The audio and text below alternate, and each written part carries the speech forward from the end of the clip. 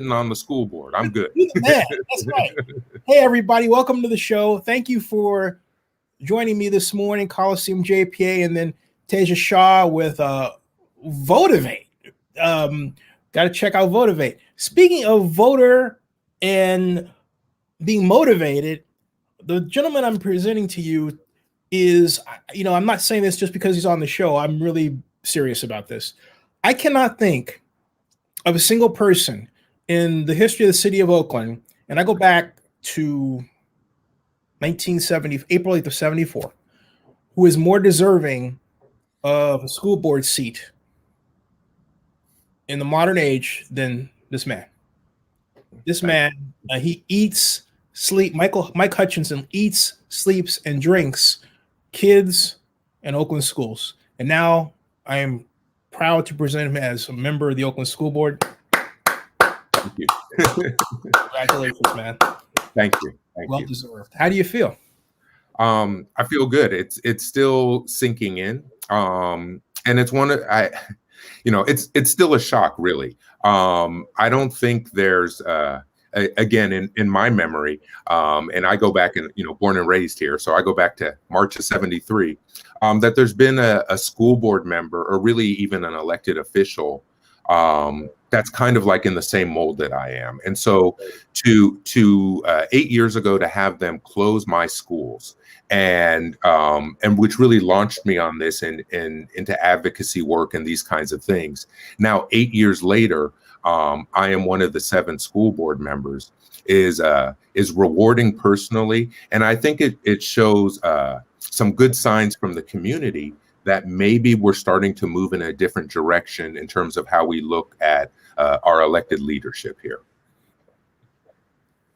What do you think was the turning point? Was it just that you were consistently on the mark, you were consistently presenting your case, and I might add, in an intelligent, analytical, and data-driven way? Was that it? People just got tired of reading the numbers all the time? It was a lot of, we're still we're still trying to get our heads around it, and really, it's gonna take a while. But it really feels like it's 8 years worth of hard work.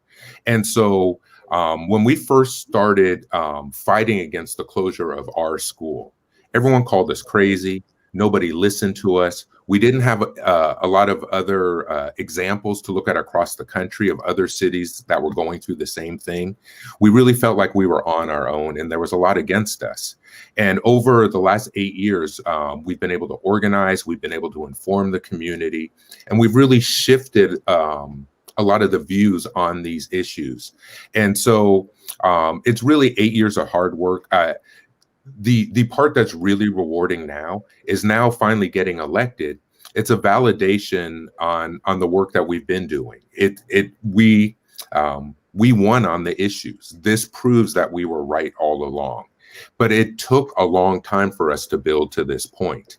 And it's really, one of the things that was really rewarding out of this campaign is I wasn't just able to win and get elected, but it was the coalition of endorsements that I was able to put together. So being able to be endorsed by DSA and the Green Party and the Alameda County Democratic Party.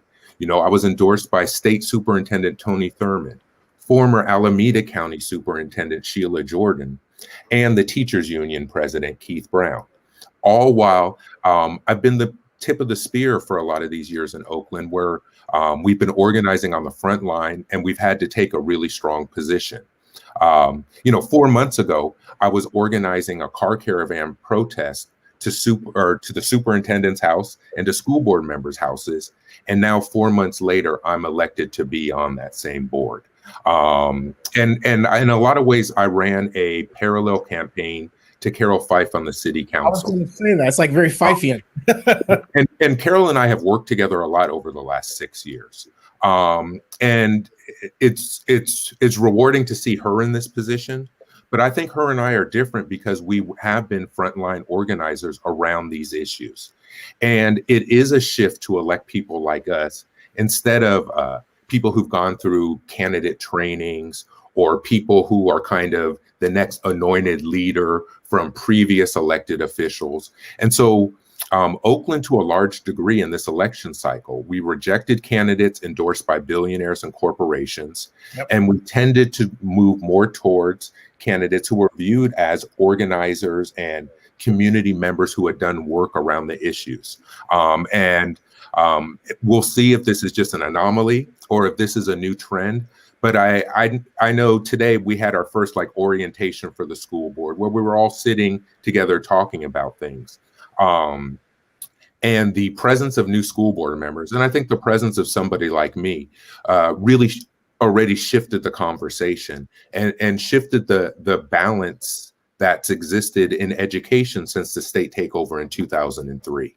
And so not to be too long-winded, but this is really a big moment, and it's historic. We were taken over by the state of California, our school district, in 2003.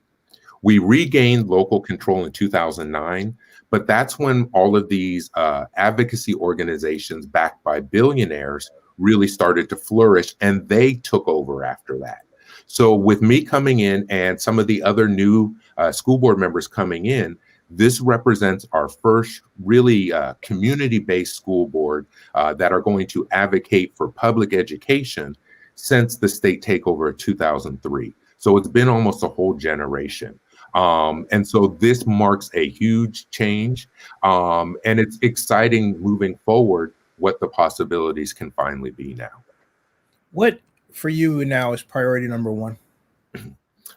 Well, I have a long list of priorities, and I ran on basically a 3-point platform to stabilize the district, envision a better future, and then build those schools. So the platform I ran on was first to end school closures and end the financial mismanagement of OUSD, probably including a full forensic audit. The second point was to revamp the community engagement process. We need an engagement process where the community is included as partners and decision makers and really harness our collective wisdom. And the third thing is we need to have a new school redesign model, hopefully sustainable community schools. It's a model they're using in Chicago and other places, and use that to ensure that we have a quality public school in every neighborhood and really address some of these systemic issues where we have certain neighborhoods that have never been served by our public education system. But we are in a crisis right now and a worldwide pandemic. So the first thing we need to do coming in is come up with a better distance learning policy that actually guarantees access to all of our students in whatever way we can make that work now during this crisis. But we also need to have a well-developed plan on how to move us back to in-person schooling as soon as it's safe enough to do it. Right now, there hasn't really been the preparations made for when it's safe to go back to school. And so we're gonna need to have the supplies and testing. We might have to reconfigure our facilities. We're gonna need to work on our ventilation systems. There's all of these things we're gonna have to do, and that's going to have to be the first priority. When the school board's sworn in January, they're gonna have a 6-month window to come up with a plan for the 21-22 school year. Because of the pandemic and because of the lack of preparation, we are not gonna have in-person school in Oakland this school year. It's just not gonna happen. And so we really need to quickly be proactive to make sure that we can be reopened for 21-22. And again, we don't know what that's gonna look like. So it's hopefully creating a process and benchmarks so we can move to that. And kind of the overarching thing that we're gonna have to do with this new school board is we're gonna have to restore the trust. And the trust that was really broken with the state takeover. And we've had this adversarial relationship between the school board and the community, between district staff and the community, all the different folks, and we need to end that. And it's especially important when we're talking about COVID and this pandemic. There's such a lack of trust right now, even if the school board rolled out a plan or the superintendent did, a lot of our community, because of the lack of trust, won't be able to believe in that plan. When we're talking about COVID, it's life and death, literally. Yeah. And so we're going to have to figure out a way to do all of this together. Thankfully, it's a new school board coming in. So we have 4 of the 7 school board members are going to be new. So we have this opportunity to have a new way of doing business.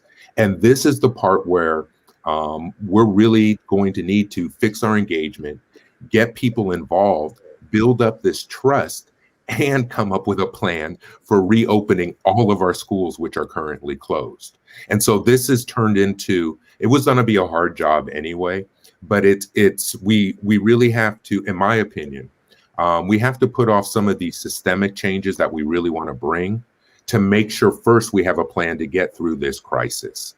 And we have to recognize it as a crisis. We have to be honest with the community. And at least for me, my baseline is, distance learning has failed. And we knew it wasn't going to be good. It's not what we want to do.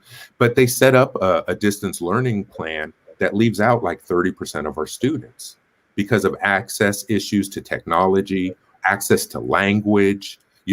I live in a neighborhood now where the houses sell for 1.4 million. I don't have good Wi-Fi here. I had to put on the hotspot here. Mm-hmm. That was okay last school year when we were looking at a couple months emergency. It is not acceptable for this year when we could have had a better plan. We haven't looked at stuff like using our school district TV station to air core lessons for everyone. Good idea. And then free up our teachers and our staff to provide that one-on-one and outreach. The country of Mexico, that's what they're doing in Mexico. They're showing school lessons over public television. Like, there's all of these other things that we can think about instead of creating a distance learning policy that had no engagement at all, where you're required to have all of these things that we know most of our students don't have. In Oakland, 75% of our students receive free or reduced lunches. And so we have to check our privilege, and we have to really address this as the emergency that it is. This is triage. So we got to come up with a way to save everyone. I'm going to do triage a little differently. And we're not doing that. And again, to me, this is lack of leadership and lack of planning. And so we have to start immediately, because if we don't, we're going to wind up in a situation where it's safe to start doing some kind of in-person learning, but we haven't put the things in place to make that happen. And as bad as it is, like losing this year of in-person learning, we have to make sure that this is the end of it. And so that's kind of the imperative now. And so going forward, it's going to be figuring out, so we have this emergency, but there's a lot of changes we need to make to our education system. We are going to prioritize our public schools. We are no longer supporting charter schools and the privatization of education in Oakland. And then there's all of these other changes that we need to make that have built up over almost 20 years of no local control. But the question becomes, how do we make those systemic changes now? Do you make them while all of our schools are shut down and we're in a pandemic? Do you make it as we're reopening? Or do we need to get reopened and reassess and then make those changes? And so there's some really big overarching philosophical decisions that the community's going to have to make, but we also don't have any process for engagement yet. And so it's going to be a kind of a chicken and egg thing. And this is where I'm going to be looking to hopefully bring in as many people as we can include in this conversation so we can really get to some good answers. To my last thing kind of is, a lot of these are not political issues to me. There might be some policy debates, but there's so much work to be done that's not controversial. We need to make sure that every neighborhood has a quality public school that people can walk to. We need to end this idea that you have to go up the hill to get a quality education. We need to address these long-standing equity issues.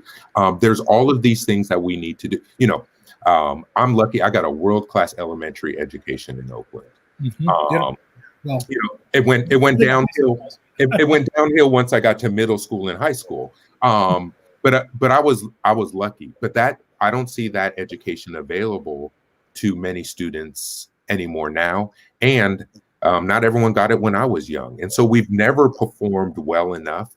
And so that kind of needs to be the other like driver of this process going forward. We are not trying to return back to normal. We are trying to create a new normal that will serve our communities much better. And it's figuring out that balance to kind of make it happen over the next 4 years. I'm curious because I'm on the OSUD press list, and they always send me these discussions, or not discussions, but press releases about openings. Mhm. And I was wondering what you thought of Cleveland, Fremont, the renovations that were shown. Are they a good start, or do you have what's your take on those? So it was actually Glenview Elementary, which is actually, I live in the Glenview neighborhood, at Fremont High School. And then there's also the Central Kitchen Project at the old Foster campus. Mhm. Those were all projects done under our last facilities bond, Measure J, which was approved in 2012. Those projects were started in 2014 and are still not finished, and have now come in at about twice the budgeted projected cost when they were first approved. And so they were a good idea, but it falls under the mismanagement of our district over the last 4 to 8 years in particular. And so those projects were paid for out of facility bond dollars, which the community approved. But bond dollars are really expensive for us. It's like borrowing on the credit card, especially when you have a junk bond rating, which we've had most of the last 8 years because of our budget mismanagement. And so Measure J dollars got squandered. We didn't get enough out of those projects. So those projects hopefully will finally be online by 2021 and open. And they were needed, but they grew into a lot bigger than they had to be, and they sucked up too many resources. And so going forward, we have a couple of projects now. We just approved this new facilities bond in this last election now, Measure Y, which is almost $800 million. That's Oakland always comes through with that. Don't you know? And I was saying to people, I'm in favor of it as long as I'm on the school board to help make sure it doesn't get mismanaged like the last one. Mm-hmm. And so that's where we are. So I'd rather talk going forward. So we have a couple of projects that were never completed with the Measure J money from 2012 that were on the original rebuild list, which is McClymonds High School and Roosevelt Middle School. Those need to be the next 2 schools up for a rebuild, or at least a complete retrofit. Now then, we also have money to finally take care of the problem with lead in our water. And all of our pipes need to be remediated so there is no longer a problem with lead in our water. I am also big on explicit shows that there is a new way of doing business in Oakland. And so we also need to use that money. All of our schools need a new coat of paint, a new facilities plan that can be funded. The last thing this new money can do is, for one, we're finally going to rebuild our central administration building that was intentionally flooded in 2013 to be sold to developers, but we've saved it, and now we will be rebuilding that with this money.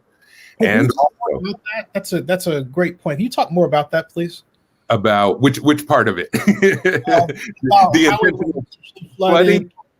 Well, so one of the reasons why we have had a lack of community control of our schools since the state takeover in 2003 is it's all been an effort to move these public resources into private hands, mainly our land. And whether it's been an effort to move it to developers or to move it to charter schools. And so our administration building was flooded when a faucet on the 4th floor was left on over a 3-day weekend in 2013. The school district blamed it on a substitute custodian, who I have spoken to. The custodians of the building swear that they didn't leave it on and that you could hear water running in the building, so it would have been impossible for them to leave it on. But somebody left a faucet on over a 3-day weekend, and when they came back on Monday, the whole building was flooded out. Well, it turns out 3 weeks before that flooding, the Lake Merritt Station area plan, the area development plan around the BART station, was released, and that property was identified as an opportunity site.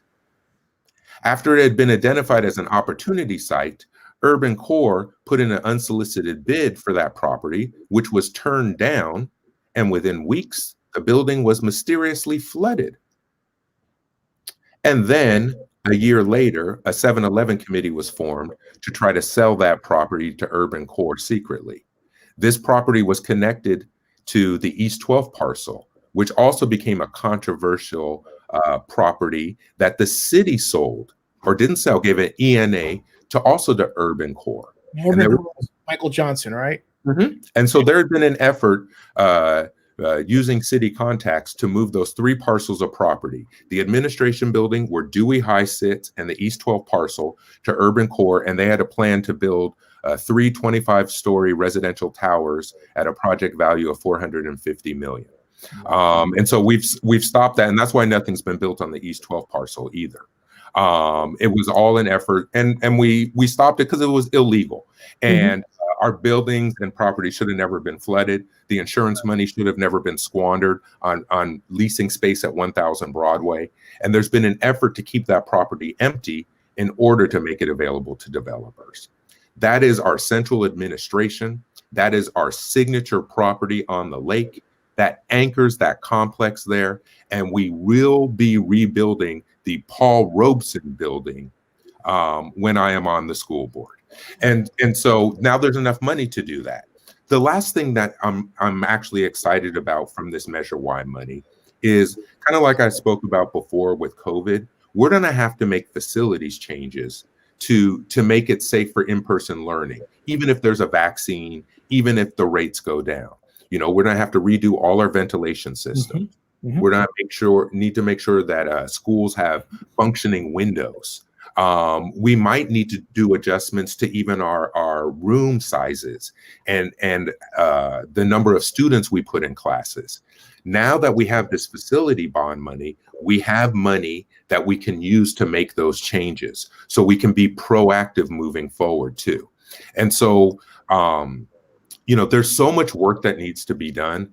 I'm hopeful that in this first year we can really get a course correction. Kind of root out this cloud of fear of privatization and closure and cuts, and really as a community come together and start visioning how we want to build moving forward. Because we have to do that for probably a year first. So we really are making sure that we're building what the community wants and deserves. And then by year 2, hopefully we're building, and by then we're through kind of COVID. And then we still have 2 to 3 years to see what we can build and kind of have tangible results at the end of 4 years, and really try to bring some logical practices to how we plan strategically also. Has anyone talked about programs on the horizon that at first glance might seem not to be related to education? Howard Terminal, for example, if Howard Terminal is done and the redevelopment zone, Jack London would produce $1.4 billion in redevelopment money, which could be used for the schools in part. There's nothing blocking that. In fact, it's actually specifically mentioned in the legislation that was signed into law by Governor Newsom. Has anyone talked about that at the OUSD level with you, or thinking about that in other ways to, you know, get around the state limitations and, you know, drill down the money where it's needed the best? Well, before my election, people in OUSD would not have that conversation with me or with the people that I work with. So they might have been having that conversation, but I would not have been included in that ever. You know, there was a time in Oakland in the 70s, especially, where development that went on in Oakland, there were what we would call, you know, community benefit packages. Right. You know, they would have to build a school along with their development plan. That would have to be a part of it. That we've lost all of that. And so I'm not a big fan of the development that I see going on in Oakland. So I'm I'm a little leery of some of that. I don't believe that we have to use public-private partnerships in order to fund a quality education system. And in terms of philanthropy, if they want to give money to the district, that's great. But they need to stop thinking that I better leverage policy decisions. I better clarify what I'm talking about. Is a guy who did redevelopment before redevelopment was killed by the governor. Something that a private organization had to do. Exactly. It was the property taxes, right? Because it's a ton of money. And I'm saying just carve that and give that to the school district, and then you don't have to worry about. I think you're talking about impact fees, right? Well, I'm like, forget that. Just do it the old way. Sorry. Well, there's a couple layers to this, and so first, our schools have never received enough resources. So I just put that on the side before I launch into anything else.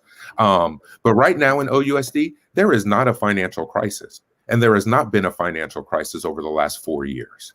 State funding to OUSD since the Great Recession ended in 2013 is up over 50%.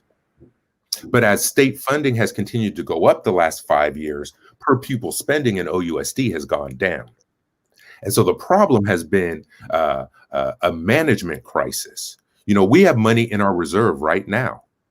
We have twice the legal requirement in our reserve. We have $30 million in our unrestricted reserve right now that we could use today. This year's budget for OUSD, our budget went up this year. The governor froze state funding, so we knew state funding would be flat. And because we got $53 million in federal money under the CARES Act, funding to OUSD went up this year by $53 million. And so these are the things that leadership has not told us, but these are the official budget numbers if you go and look them up every year. And so over the last 6 years, we've run a surplus every year, except last year was our first deficit because of COVID and some of these things. But the 2 years prior, we had built up a combined $50 million in surplus. So we have that money there. And so one of the things we really need to go in and do this year is have a much better budget process. We spend roughly $80 million a year on consultants and outside contracts. That needs to be gone through. We need to figure out how much of that we can bring in-house with district employees. We need to figure out how much of that is just waste and we don't need to do it anymore. And this is the part about, let me be explicit now that I'm on the school board. When I talk about a lack of community control, what's really happened, so there's always been a tension between the school board and the superintendent, or the school board and district staff. But the school board's in charge. They're the elected representatives. They hire and fire the superintendent, and they have fiduciary responsibility. The school board's in charge of the money and has to improve all spending. But since 2003, when the state came in and the state administrator was in charge, district staff has been running things since then. And that's been one of the problems where we do not have elected representatives really in charge. And so the district staff has come up with the budget and they put it in front of the school board and they say, here, approve this.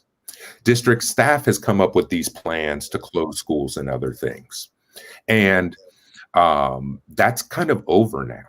And so with me on the school board, there's going to be direction to the budget. We are not approving a budget that we don't agree with. We are not going to approve a budget that's cutting more money from our school sites when we see all of these tens of millions of dollars going to consultants. And so it's just a question of how long it takes us to make some of these changes, because we have to change almost 20 years worth. So like our current staff, barely any of them were staff in OUSD before the state takeover. And if they happen to be, they sure weren't in these positions. And so we're going to have to kind of rebuild the culture of how we operate as a school district that prioritizes public education with a democratically elected school board driving policy. I remember when I interviewed you at the festival a few years ago, I think you were under the impression the mayor had some loggerheads with you. Have you, and correct me if I'm wrong, because I think I said, I'm going to interview you anyway. I don't care. And I did. Because I felt then, as I feel now, that you should be where you're at. you had a chance to talk with the mayor and get to know her better, and vice versa? No, not yet with the mayor. And I've been the tip of the spear for 8 years. And so the people who haven't liked me, it's not a personal thing, because most of them don't know me very well. But I have been a critic of Oakland Promise and some of her pet projects. The mayor is very connected to Go Public Schools and to charter schools in Oakland, just like Jerry Brown is and was. And so the mayor endorsed all of my opponents except for me. The mayor was waving a sign for my opponent at the polling place on election day. Jerry Brown was doing robocalls for my opponent. And so I know that's where they are on this issue. And so but that was the best thing about this election is really there was a clear dividing line that some of us intentionally put some wedges in to make that clear dividing line. So endorsing my opponent was 6 of the 7 school board members, city council members, the mayor, ex-governor Jerry Brown, the Chamber of Commerce, East Bay Times, and Go Public Schools. And he was funded by Michael Bloomberg. Yep. Basically, everyone else was on my side endorsing me. And so I feel very comfortable with education organizations, organized labor, progressives, the Democratic Party, state superintendent endorsing me and what I was saying. And so I know I'm not the one on the outside.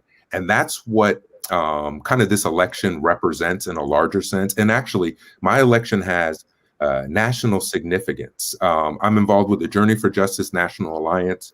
We've been fighting school privatization and for educational justice across the country. So we're connected with Chicago and New York and Philadelphia and New Orleans, Detroit, all the chocolate cities, which is where this is all really happening.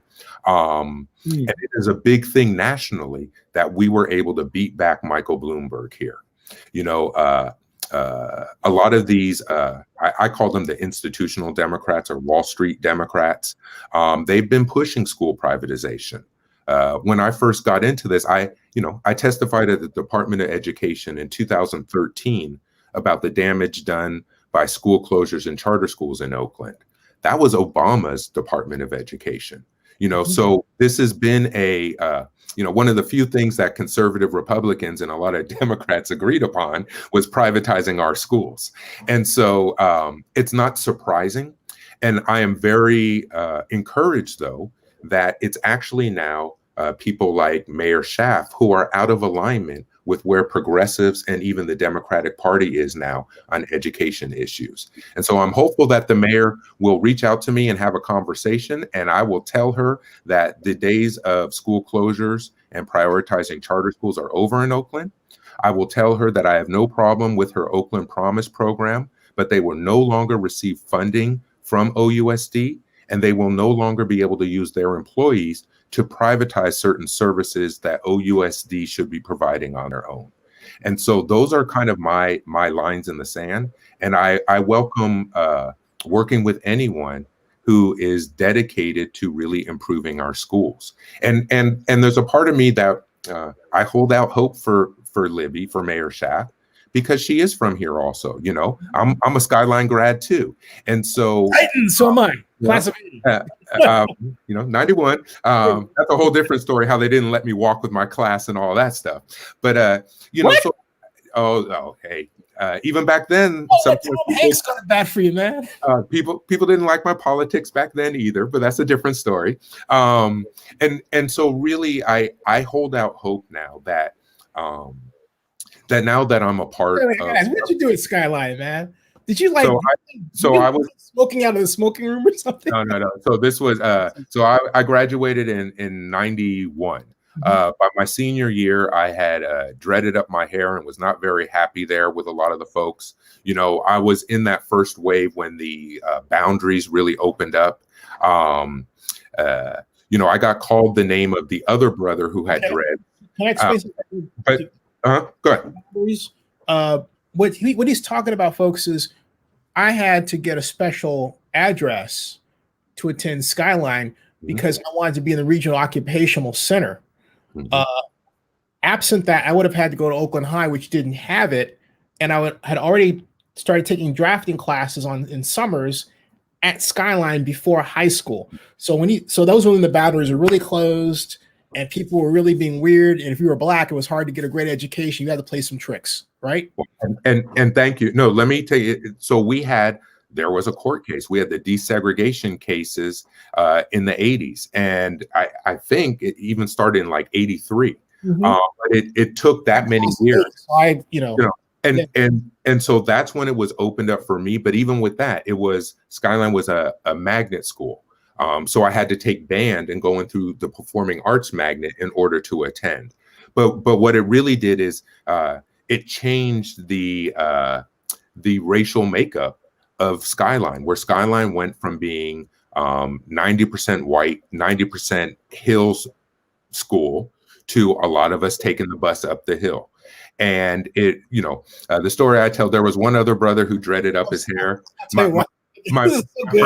My friend John Champion, who's I know John. So, yeah, see it a lot of time. Yeah, 6'4", dark-skinned brother. Yeah. So we both had dreads back then. The principal called me Champion, called me John's name for 2 years because he couldn't tell the two brothers with dreads apart. And so that was kind of my experience. And then the Persian Gulf War happened. I spent a lot of time protesting the war even back then. The teachers didn't like that I could not show up to their classes very often and still get A's. And so even though they knew I'd been accepted to UC Berkeley, and even though my mom was a teacher and technically their colleague, they flunked me my senior year and stopped me from graduating and really tried to mess up my future. Yes. And so that was kind of my first experience in some of these issues, really. And as a 17, 18-year-old, I had no context to understand. And some of the stuff the adults up there said to me, because the student population had changed, but it was all the same teachers and administration left over from when it was a different school. And I was a little bit protected from some of that because I was in the honors classes, even though I had to fight to get in there, even though every test I ever took said I should have been in there. I still wasn't completely protected from it. And then when I started seeing what some of my classes looked like when my teachers taught the non-honors classes, it really started to open up my eyes to that. I just didn't have the context back then. And so now looking back, they really didn't like that I was a young, outspoken brother with strong politics who was obviously had the ability to do something, and they tried to stop me. And I kind of never forget that going forward. When we start to talk about some of these schools, and actually, so let me just finish the story. So my younger brother, parents and all this, were they like storming the gates? So Pops was out of the picture, but yes, Mom's was, but you also got to remember, I was a high school junior and senior, 17, 18, going on with the issues with that. So it wasn't like I didn't have the context. I wasn't communicating at home. It was actually, she found a couple of notes that these teachers had written to me and hit the fan.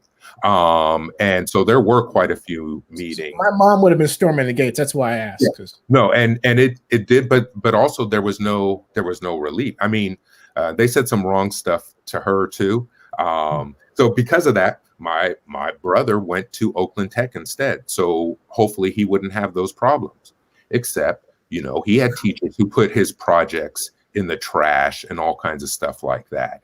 And again, he was safe in the Paideia program, but then he was in the engineering academy. And there were a couple of teachers with reputations in that academy who didn't like students who looked like my brother in their classes. And, and my brother. I was class of 80 when I went in 78. I went in with my buddy, Bill Boyd and Lars Frickman. And Lars died 2 years ago, rest in peace. Anyway, we had the Skyline Bike Club, and I was voted president. And Bill and Lars and Corinne Runge and a few others. And I never thought about, my blackness. I did because I wasn't the black student, this. I was a nerd. We were at a 20 building. We talked about Star Wars, which just came out, and you get the rip. Anyway, We're going around the Bay Area on our trip, and I wanted to go in a particular direction down Parnassus in San Francisco. And Eugene Rockman, my drafting teacher, was our sponsor. And he says, we're not going to go that way. We're going this way. And I said, well, no, this is the way. And Lars and I were talking about this. We think it's a more logical direction. Plus, we were really into Star Trek and into being logical and Spock and all that, right? So Mr. Rockman said, well, and to keep in mind what I'm about to tell you all, my buddies, Bill and Lars on my Facebook profile to this day, both white, both into, Pink Floyd and all this stuff. And anyway, Elton John, we're all that, okay? Eugene Rockman said, well, you're the first black president. And Bill, who's got a really deep voice and has had this really deep voice since, I guess, 10. I don't know how he did it. He goes, what does that have to do with anything? And I guess the scene of two white kids telling this white guy basically is being stupid in 1978, 79 jarred him. 78. He was so embarrassed that what he did was he got me one of the best jobs I ever had in my life. M. Rosenblatt & Son, Naval Architects and Marine Engineers for 2 years, 2 summers, ship checking. I had a blast. I learned so much. But it's interesting to hear you talk about what happened to you, because I wonder, I don't want to get off on a tangent because I want this to be you, but we don't get a chance to tell our stories enough to figure out how things have changed or haven't, right? Because in my day, without social media or anything, he was embarrassed. He came up, he apologized to me. That's how embarrassed he was. I had that in elementary school. That's why I say I had a world-class education. I'm a proud Crocker kid. I went to Crocker Highlands. Mom's was a teacher, so Mom's figured out a way to get me into Crocker Highlands. I had a world-class elementary education. There was some stuff that happened from other students, but even looking back with my adult perspective, there was never an issue with the teachers. I loved the teachers. They made me feel special. I got hooked up with every special opportunity. I'll never, my 4th grade teacher, Miss Oretsky, who I used to go visit every year until she retired. When I'm in 4th grade, she came up and said, you're going to be a senator one day. And it wasn't in a patronizing way. I was taken care of, and I got hooked up with all kinds of special opportunities, scholarships to music camp. A lot of what you're talking about, you got from Skyline. And so the problem was then got to middle school. And by middle school, that was mid 80s, moving to late 80s in the insane years in Oakland. So I saw more weapons in my years in middle school than the rest of my life put together. And then we got to Skyline, where there was really some tension on campus about what kind of school it was going to be. And actually, a few years after I left, there started to be basically racial riots on campus for a couple of years. So I was kind of in the in-between before it really got to that point. And then I worked in the schools for 20 years. And so one of the perspectives that I bring, and actually my family who's worked in education in Oakland for 50 years, is I've seen the best and the worst that's offered. And I think that perspective is important. I've really operated in almost every role that there is to operate within the district. And I think it's important, those experiences. And even though I was always, school was easy for me, and I was lucky where I was, for a lot of it, a kid who other adults would invest in. I was lucky because of that, but I saw my friends didn't always get that. And it's also created, that's what I did for students when I was working directly with youth, that one-on-one relationship. And to me, I think it's instilled a value system about how our schools should be and what we really prioritize within our schools. And then lastly, I'm lucky because my mom was a kindergarten teacher for 40 years, early childhood education expert. So not only were we raised a certain way, but I've grown up with that culture of learning about language acquisition and how do we set up youth to really excel in their futures by giving them that strong foundation early on. And so I think that's really you know, as a side story, when I went to UC Berkeley, after I went to summer school to get my high school diploma and went to UC Berkeley, when I entered Cal as a freshman, I planned on coming back one day and being superintendent of schools in Oakland. And so this is also always something that's been on my radar that I've kind of had an interest in. It's funny how life works out, because then I did music and then I worked directly with youth. And now here I am back to basically kind of that same kind of role. And so I feel like I've in a lot of ways spent a lifetime preparing for this also. And so I'm really excited to bring not just my experiences, but all these connections and resources that we've been able to collect over the years, really to bear on the city that I love. This has all been about how do we shine a light on Oakland to bring in help to really, because we couldn't do it on our own. So we are really excited about,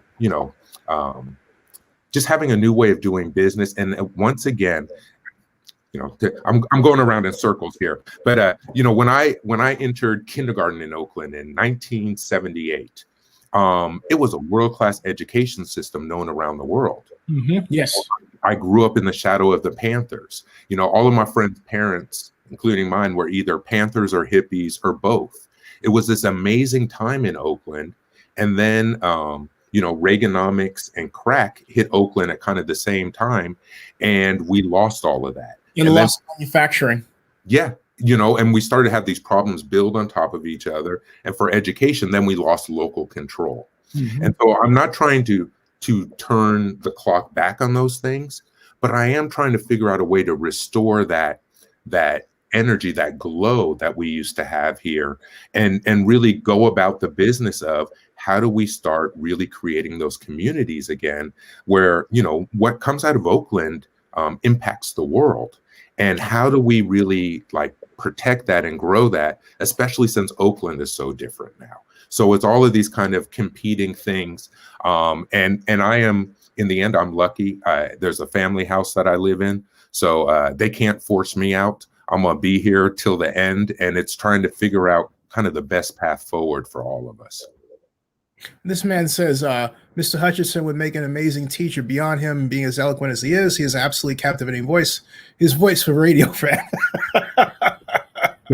And I wish, so let me just say, so I did my music for a while. I have no control over the voice, but thank you. But I am a teacher. I miss working with youth.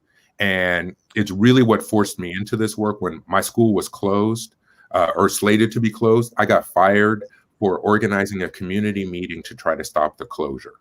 And I made a promise to myself that I was on fight to the end to stop this. But I also had to make the choice to leave working directly with youth. And it was more kind of taken away from me. And that's really what I am at heart. And so hopefully there'll be a way to get back to that again. But this fight is kind of more important. And, for me personally, I had to go from making sure that students had quality programs to making sure we have open schools even to serve our students.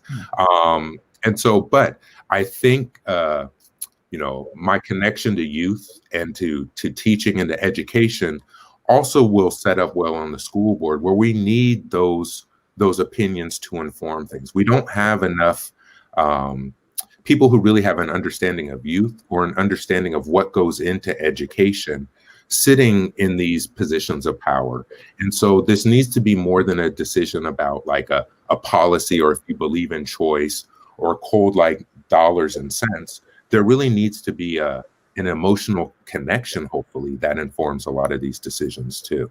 And this person wants, how will Lincoln, basically the heart of Oakland, be represented? They were saying, what about Lincoln Elementary?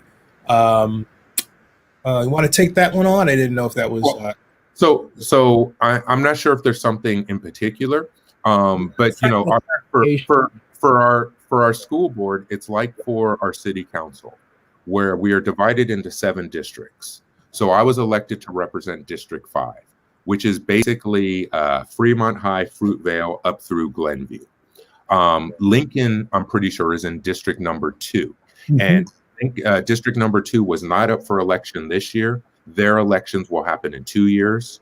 But Lincoln is represented on the school board by Director Amy Ng and on the city council by council member Nikki Bass. And so Lincoln is represented in terms of that setting, but I would like to think that the school board is going to represent all of our schools in the community's best interest. And I definitely see myself as representing Lincoln also. But it sounds like with that question, there might be a certain issue going on right now at Lincoln, and people might feel like they're not being represented in that issue. And so if that's the case, I encourage folks to reach out to your district school board member. So if you're attending Lincoln, that would be reaching out to Director Ng. Or at least contacting, if the school has a PTA, other parent leaders who might have somebody to reach out to. People can feel free to reach out to me. I'm a little swamped right now, and we're going to have to figure out that process. But everyone needs to be represented, and everyone should be represented by at least their school board member or their school board director.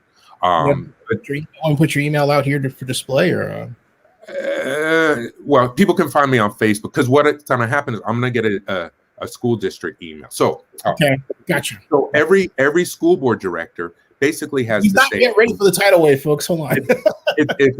Every school board member has the same email, where it's their first name dot their last name at ousd.org. And so mine is not loaded in yet. It won't be until I'm sworn in January. But like if you wanted to contact Director Ng, it would be Amy, AIMEE .Ng, E-N-G, at ousd.org. And so that's an easy way that people can always reach out to their school board director. And if you go on the school district website at ousd.org, there is a school board director page. And it's one of the things, though, that we're going to need to really work on in this district now, where the community doesn't really have a place to go. And our elected officials have not been as receptive to that, I don't think, as they should have been. And on the district side, we need to do much better with, for lack of a better term, customer service. These are our schools. And so one of the things that's really important to me is that we shift this culture so people who are attending our schools and in the community, I'm sorry, everything going off here, and in the community, have a place to go to, know where to go and ask questions, find out information, get things redressed. These are our schools. And so, it's a little, I got to watch what I say, because our schools aren't open right now because of the pandemic. But if our schools were open, what I would say is any community member can walk into our schools, into the office, sign in the right process, and ask their question, or go about the process of setting up a meeting with a person who can answer the question. These are our schools. And so district staff works for us. School board members were elected by us. That's one of the things that we need to change, this adversarial relationship and this feeling that, other people act as gatekeepers, keeping us out of our own schools. And that is just not going to be acceptable going forward. Hey, I'm sorry. As we draw to a close, otherwise I'll keep you here for another few hours. I'm sure I don't want, but you see, I can talk forever about this stuff. Well, so can I, because I'm like feeling both. Plus, we both went to Skyline, so I'm, But, how's your relationship with the superintendent? I don't have a bad relationship with her. So let me just state that. I will be meeting with her in 2 weeks, and it's going to be very interesting to see how that goes. I know to bring about the changes that we need to bring in Oakland, I need a superintendent who's going to be a partner in this work. And I'm very hopeful that it could be Kyla Johnson-Trammell. One of the questions that we don't know, we being the community and the people that I really been working with a lot and organizing with, is where the superintendent personally stands on a lot of these policies and decisions, mainly school closures and some of these budget cuts. The superintendent's job is to implement the school board's policy. So, she doesn't have a job where she comes up with this on her own. So I don't know where she stands on some of these issues. And I don't know if she's going to be willing to implement some of these changes, or if this is kind of where her heart is. I am very hopeful, though, that it is. I think it is an amazing thing that it is a native who is a lifer in OUSD who has worked their way up through the system. I see myself much the same way. I see our teacher union president, Keith Brown, much the same way. I think it's a great story, the three of us working together to finally bring a new direction to Oakland. But I'm not sure where she's going to be. But here's the thing, and for lack of a better word again, I'm in charge. I'm her boss. Mm-hmm. And we're going to do a quick evaluation. I really think it's in her best interest, though, to be on board. Her contract just got extended for 2 years a few months ago. And to me, a pretty cynical move by our current school board to try to project her forward instead of letting the new board come in and decide who they thought the superintendent would be. Mm-hmm. But now the dynamics have really changed. And so the superintendent's going to have a choice. She can give us, the new board, 2 years, and we can go to work. And it is exciting what we can really do. And we can set her up really for any job she could want in her future by having 2 successful years of turning a district around and really reorienting after we had been taken over. It's going to be a national story. But the flip side has kind of changed. If she's not with it, she's going to be fired. And I don't want this to sound as a threat, because it's really not. She has a 2-year contract, so she's going to get paid out regardless. She's kind of taken care of. But if she gets fired by the new pro-public education school board coming in, it's not like past superintendents who have left for another job. She would be getting fired by a pro-public education school board. And it would make it very difficult to get another job like previous superintendents have done. So I think it's in her political best interest to really be with these changes. And I'm really hopeful that's where her heart is. But we don't know. And there's going to be some resistance going forward from some of the district staff because it's changing. And the changes won't work for some people. Wait, I just want to get your take on something that's crystallized in my head. I'm a guy who grew up with the idea that unions were not only okay, they were needed, and in particular good for Black folks. We have a strain that says, and these elected officials who are Black, that unions are bad, public ownership is bad. Excuse my language, but what the frick is going on? Well, in my opinion, so I've gotten great support from organized labor and from Alameda County Labor Council. Why is that a bad thing? I think, great labor unions, and sometimes I don't want to mention. In my opinion, what it is these are particularly Black elected officials who don't have policies that allow them to get endorsed by labor. And instead of admitting that they've had anti-worker policies, they try to blame the unions. Well, don't you think it's a weird thing for a Black elected official to have an anti-worker policy? So, and here's the other thing. I don't think most of them have a good understanding of politics or history. One of my favorite books is Invisible Man. Yeah. And I love that book. And I think it really details. I have experienced that treatment in progressive circles and with organized labor.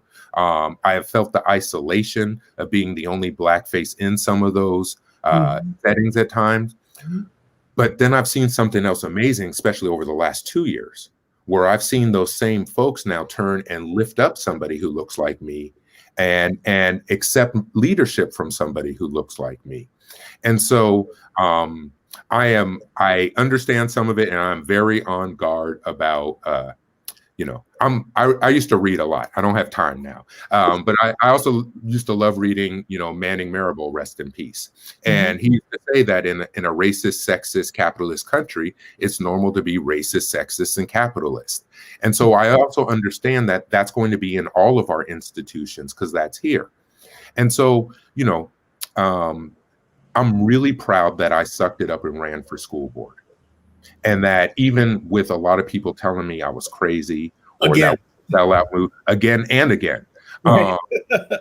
and that it paid off, and that I'm really proud of the fact that I believe in by any means necessary. You know, I've read Malcolm. People need to go back and read Ballot or the Bullet and where by any means necessary comes from. Because what Malcolm used to speak about was how amazing it would be if we could actually vote as a block of Black folks, and that we could use the ballot as a way to our liberation and our freedom. And that it was only if we couldn't do that, then we would have to resort to the bullet. And that we will receive and we will fight for our liberation by any means necessary. That's what I really feel like that I've done through this fight. Me and the folks that I've worked with, we've done actions in the street. We've done direct protest. We've shown up at every meeting, every engagement, and engaged. We've run for office. We've, by any means necessary, we were going to stop school closures and we were going to regain control of our public education system. And that's what I feel like we've done. I don't think a lot of these other elected officials are really about that. And that's why, I learned very young with, 209 with Ward Connolly. Ward Connolly was when I learned all skin folk aren't kinfolk. And I'm also, I've also traveled enough where I have my own personal politics, but I don't expect other people to share my personal politics. And I'm able to see, like, you and I were probably, especially like on economic policy, we're probably really, really apart, and some of those things. But you and I? Yeah, there might be if we got into it. But here's kind of my point. So where did that come from? We never had a conversation. No, but let me finish on my point. Well, I know where I'm coming from. That's why. But I also understand that there might be some differences on some things. You don't know me very well, do he? But there's all of this commonality built in, no matter what those differences are. And so there's, like, if we're talking about education, there is, lowering class sizes, full service community schools, culturally relevant and inclusive curriculum, a stable staff and teaching force that is representative of the students and the communities that they're engaging with. Like all of these things, we would have agreement on almost everything. And so that's what the issue becomes to me is how do we improve how do we maximize our public resources? How do we improve outcomes for all of us? And how do we harness our wisdom? I'm very confident, but I also know that I don't know everything. And this is drawing in folks together and let's go to work. My thing, I know we can do a lot better than this. I'm happy to help. So hey, and I am going to be, one of the things we're going to have to do in the Keynesian institutional economist. Okay. All right. You didn't know that, see? That's good. But this is the other thing. We're going to need folks to know that it's a new day in Oakland, because the other part of this that we don't talk about is most people have tried to engage who really care at one point, and they've been burned by it. And so we have to really figure out a way to let everyone know this is a new day. I'm not gonna set up an engagement where then I sit there and tell you what we're going to do. That's not how it works anymore. We need everyone in this together. We need folks to invest in our public education system. It is us against the world. It's not us against each other. And that's hopefully the shift we can really start making. I just don't know. I just don't know how long it's going to take or how entrenched some of these things are going to be. But it is exciting for me personally. It's exciting with all the folks that I work with, because for the first time, we feel like there's actually a way to implement changes. And that's the biggest change that we're going to bring. Hey, I got to ask you also, how much of this dramatic change of the board was due to that fight? Remember that fight last year? School board? So we've had a couple of things that have built upon each other, and so we had the teacher strike was big. It politicized a lot more people to some of these issues. Kind of before that, we've had 3 years of fights over budget cuts, where each year we've been more and more people we've been organizing, where we've had meetings where 500 people have now shown up. There was the displacement of Roots Middle School, which became a big issue. And then last year, the reason the police attacked us at a school board meeting, the school police, was because the school board had voted to close 2 schools. And that then became a big issue. And so all of these things together, yes. But the real story of what we just did on the school board was the 4 incumbents, none of them ran for re-election, because over the last 2 years, we drove them from office. And we let them know not only were they not going to win again, this wasn't fun for them anymore. And that was our biggest accomplishment. And so we had 4 open seats to run for. And, this has been a growing momentum. For me, 8 years ago, people were calling me crazy and worse to my face. And that went on for a long time. But for about the last 2 years, almost 3 years now, nobody has called me crazy to my face anymore. And it's because we've shifted a lot of views on this. We've been consistent. We've really tried to organize around these issues to inform the community. And, and then something like Trump getting elected, for the work I do, Trump being elected was a great boost. His policies were the same as Obama's education department policies, basically. But it was really hard fighting against Obama's education department. But everyone's ready to fight against Trump's. And everyone knows who Betsy DeVos is. I jammed up Arnie Duncan, Obama's education secretary.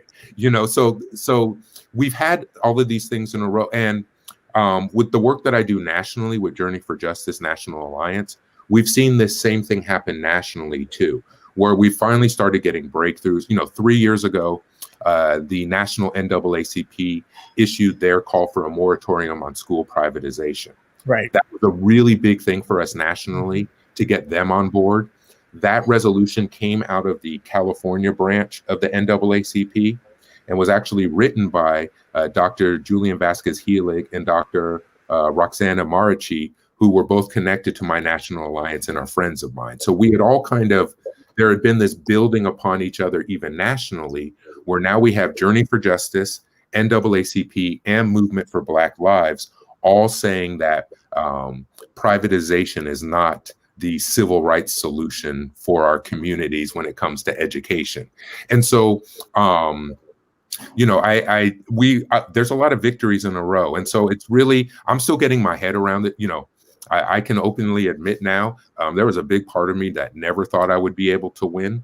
I really think this is because I don't see anyone like me in office, and because I'm a fighter. And so, there are people who are threatened by me because because I openly stated what I'm going to do. I called my shot a year ago. I told them we were coming for them, and then we did. But that doesn't always rub people the right way. And when I'm a strong brother from Oakland who has a lot of confidence and has no problem speaking his mind. And I will always stand up for the community. But there's plenty of people in this country, and even in Oakland, who they have issues with that. They might not even understand why they have issues with it, but there's a little bit of all of that. And so, and then when you look at who votes, I know that winning election here in District 5 means that senior citizens, my elders who own houses, were comfortable enough voting for me, because that's who votes. And so it's not even like the community who's out in the streets organizing, that we have this broad-based support. And I was hopeful, but until it actually happens, you don't know. But this is the other part that I've worked on with the folks that I work with for the last few years, is really highlighting the fact that we are not like a radical view, that having quality public schools in all of our neighborhoods should really be a mainstream institutional view. And I believe that fiscal conservatives should agree with most of the stuff I'm saying, just like the most radical person on the left would. because there really is this intersection when we're talking about quality public schools. Like, this raises property values, this lowers crime, this creates a democratic society, this, like, all of these things that every group talks about. If we have a quality foundational education system, that's what makes it happen. And so it's exciting now, but this is big news. It's big news nationally. There's a lot of folks across the country that are shocked. And it wasn't just me being elected here, but I kind of left out of all of this. Michael Bloomberg spent hundreds of thousands of dollars in this election cycle. I was outspent at least 2.5 to 1, 3 to 1. There was at least $250,000 spent by my opponent. The same amount was spent by my opponents 4 years ago and 4 years before that. So I'm pushing $1 million spent against me, having run 3 times for Oakland School Board District 5. And so there's all of these things kind of together. And so I never fully believed it, but now that it's happened, I think for a lot of the people that I work with and kind of our side of the issue, it's even a bigger win because of the symbolism of it. I didn't have to run another candidate who maybe had softer edges or hadn't always spoken out, or who would be more willing to bite their tongue. I mean, it's me. You can go look at any school board meeting from the last 8 years, and I'm on the video giving them the business about what we needed to do.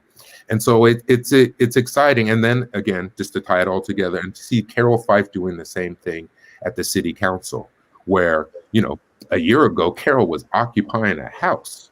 Mm-hmm. And now he or she is being elected to the city council. And so I'm hopeful that this will, all this stuff I don't get to talk about. Some of the most excited people about my election were the folks that I work with in New Orleans, because now New Orleans sees a hope in gaining back local control in their district, because we were finally able to do that here. And so those are the other things that I know that I have that I didn't have before, we have these other cities, these networks that we've put together. And over the last 2 or 3 years, we've really started to figure out how to work together, how to kind of build off of each other's work. And so it's starting to get really exciting about how close we really are to, even nationally, taking back our public education system, and again, making these the anchors of our community. And, a lot of people will say since the Panthers and the power and the empowerment movements, where education was at the center of that our schools have been systematically destroyed in our cities, in our chocolate cities that had Panther chapters. And it really feels like now a lot of us are close to really turning a big corner. Oakland was first, though. We turned this corner now, and now hopefully other cities are going to start to do it too. And I'm glad you're here. And I'm going to close. We're going to have you back, and because I grew up in Oakland Public School, and you talked about how we were regarded in the 70s. I was either going to go to a lab school because I thought I was a nutty guy with I won't mention, with an IQ 157 or whatever, and they were going to in a lab, and mom said, no, you're going to turn out to a weird guy. California has great schools, so we can all hear 74. And that was it, and that was it. And I'm talking about not a private school, but a public school, and that's what I was used to. I was the idea that we had to privatize, and I thought that was a weird thing to me, and it's still. Because we didn't have to. And all that is an effort for somebody to extract a profit margin off of our public education dollars. Yep. And that's why the other half of the folks, the charter backers, they're losing their minds about me being elected, because they will no longer feed at the public trial anymore. Like, we are cutting them off. They're abusing our communities. And so when we see a school funded by Walmart and the Walton family, we know how they feel about our community. We saw them leave Oakland the minute we raised our minimum wage.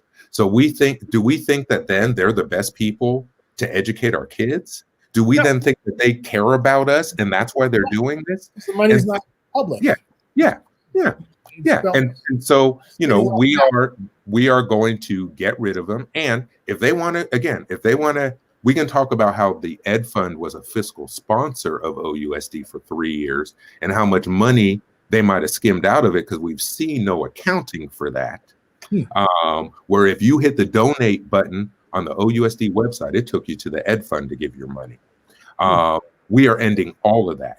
And so if folks want to support the district, that's great. We need support and resources, but it's got to come through the district. You're not going to do it on your own and use it to leverage policy decisions or properties or any of that.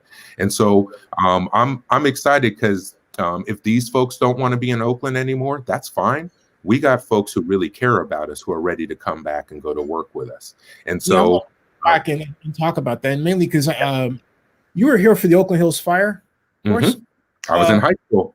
Yeah. Oh no. Freshman year of college. Yes. I was here. And I was having, the day that happened, I was having breakfast with Valerie Ostrom, who I can now say I was totally hot for. We went to Skyline at the time. But anyway, I was just excited to have this like lunch brunch date, and we were at Lynn and Lou's on Grand, and we went out and we saw this plume of smoke. And I mentioned all of that because the Oakland Hills fire that devastated Rock Ridge and the hills up there opened the people up there to Oakland politics. And people like Bob Klein, who started and owns Oliveto, who I've known for years, they wanted to start a new town called Tuscany. Okay. And I say that because they're part of that group that basically wanted to privatize and rip things away. It's like the government is not going to do it and they're going to be responsive. We'll create our own stuff. And what they have to understand is they should be more interested in building a government that works better for all of us, regardless of where we are, how much money we have, or what we look like. And somewhere along the way, I think they didn't realize that. Well, and I think there's one, and this is what I need to start learning to include when I talk about it. I think there's another side to that, though. It is up to elected officials in the government to prove their value also. And that's the part that hasn't been happening. I mean, you talk to everyone, like there's not many elected officials that I've had a whole lot of respect for in my life because they haven't really provided that value back. And that's what we also like. It is a two-way street. And yes, they need to end this breakaway, white flight that we've had here all of this time. If they don't like something, they take their ball and go home. But we also need to create a process where people should see the value in being a part of Oakland. Oakland is a world-class city. Why would you want to leave a world-class city? Like we have to kind of set it up in a different way too. We need to have, that's why thankfully I'm not on the city council, but we need to have paved streets. We need to have city services with our schools. We need to have clean schools. The facilities need to be open every day with extended hours. They need to be the hub of the community. Like these are our public resources and they're valuable. And it should be the elected officials' job to maximize those public resources and really work on bringing these connections together. And, I'm looking at this like now that I am here, I have a lot to prove to reward people for their faith that they've put in me. And I take that seriously.